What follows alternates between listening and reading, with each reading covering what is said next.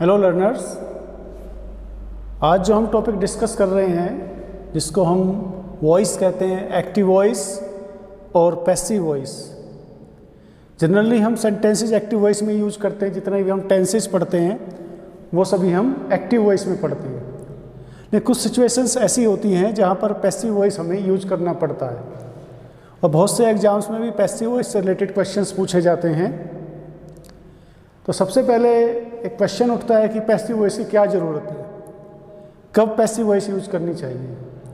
कई बार हम ये सोचते हैं कि भाई हम ये नहीं बताना चाहते कि काम किसने किया है, हु इज़ द एजेंट, तो हम उस सेंटेंस को जनरली पैसिव वॉइस में लिखते हैं। बहुत से जो साइंटिफिक प्रैक्टिकल का डिस्क्रिप्शन जो होता है, कोई प्रोसेस राइटिंग होती है, उसमें भी हम पैसिव वॉइस का यूज़ करते हैं। और बहुत बार जो न्यूज़पेपर्स की जो हेडलाइंस होती है उसमें भी पैसिव वॉइस का यूज़ किया जाता है, क्योंकि न्यूज़पेपर के लिए इम्पोर्टेंट ये है कि इंसिडेंट क्या थी, क्या इवेंट था। वो ये मेंशन नहीं करना चाहते किसने ऑर्गेनाइज किया, क्या किया। हेडिंग में वो इंसिडेंट को इम्पोर्टेंस देते हैं, तो वहाँ पर पैसिव वॉइस की ज़रूरत पड़ती है। तो ऐसे बहुत सारी सिचुएशंस होती है जहाँ पैसिव वॉइस का यूज़ एक्टिव वॉइस से ज़्यादा अच्छा माना जाता है, या कह सकते हैं बेटर यही रहेगा कि हम उस सिचुएशन में पैसिव वॉइस का यूज़ करें। कई बार न्यूज़पेपर्स में हेडलाइंस देखते हैं कि भाई 30 वर किल्ड, किसके द्वारा मारे गए, कैसे मारे गए, ये नहीं डिस्क्राइब होता। 30 वर किल्ड का मतलब कि 30 लोग मारे गए। बिकॉज न्यूज़पेपर्स के लिए इवेंट और इंसिडेंट इम्पोर्टेंट है। तो जब हम who is done the work ये मेंशन नहीं करना चाहते, तो हम वहाँ पर पैसिव वॉइस का यूज करते हैं। तो अब यहाँ पर हम देखेंगे कि बेसिक कॉन्सेप्ट क्या है एक्टिव पैसिव वॉइस का। इस कहते हैं जैसे कि ये सेंटेंस है, राम राइट्स अ लेटर। ये कैसा सेंटेंस है? ये एक्टिव वॉइस का सेंटेंस है। A letter is written by Ram, ये कैसा सेंटेंस है? ये पैसिव वॉइस का सेंटेंस है। इस सेंटेंस को अगर हम यहाँ देखें तो यहाँ राम सब्जेक्ट है, अ लेटर ऑब्जेक्ट है। यहाँ अ लेटर ने सब्जेक्ट की पोजीशन ले ली है। In place we are using a letter as a subject. Ram is change into by plus object position by Ram, and there are some basic changes in the formation of verb. Writes change into is written.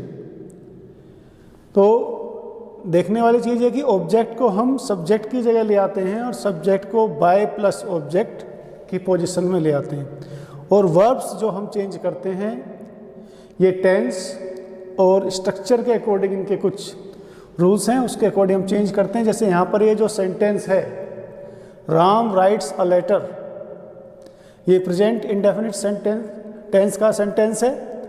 और इस तरह की जो verbs होती हैं, means जिसको हम कह सकते हैं कि verb first form of the verb,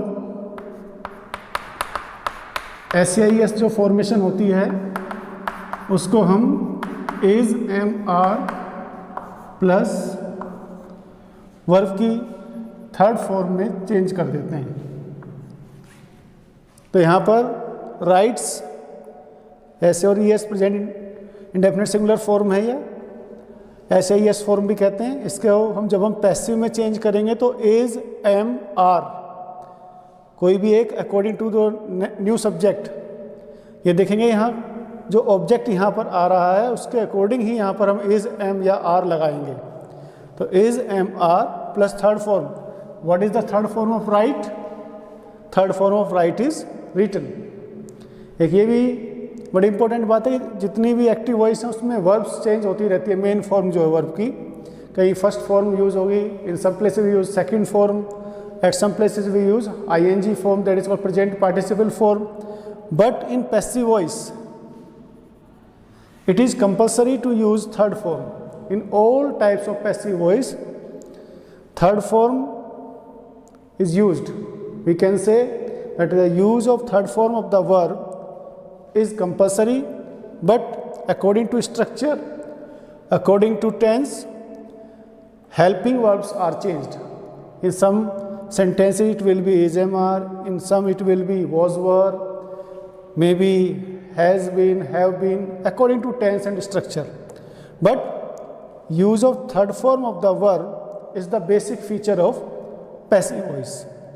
कि अगर सेंटेंस में third form of the verb नहीं है, we can say that sentence is not the part of passive voice, या वो सेंटेंस पैसिव वॉइस में नहीं है। सेंटेंस को पैसिव वॉइस में ले जाने के लिए थर्ड फॉर्म का यूज़ एक कंपलसरी फॉर्मेशन है इसकी। तो अब हम यहाँ देखते हैं कि भाई राम ऑब्जेक्ट की जगह आ गया है, ऑब्जेक्ट अ लेटर सब्जेक्ट की जगह आ गया है, और verb according to the pattern has been changed, और ये चेंज की गई है।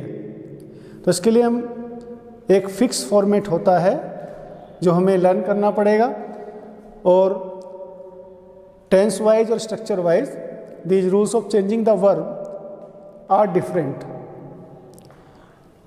इसमें जो ये चेंज है ये बहुत ही इजी है, बस सिर्फ पोजीशन चेंज होती है, और जब हम सब्जेक्ट को जो ले जाते हैं तो उसके साथ हमने बाय का यूज़ किया।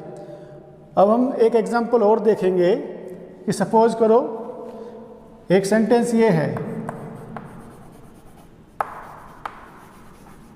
Ram helps me, this is the active voice sentence.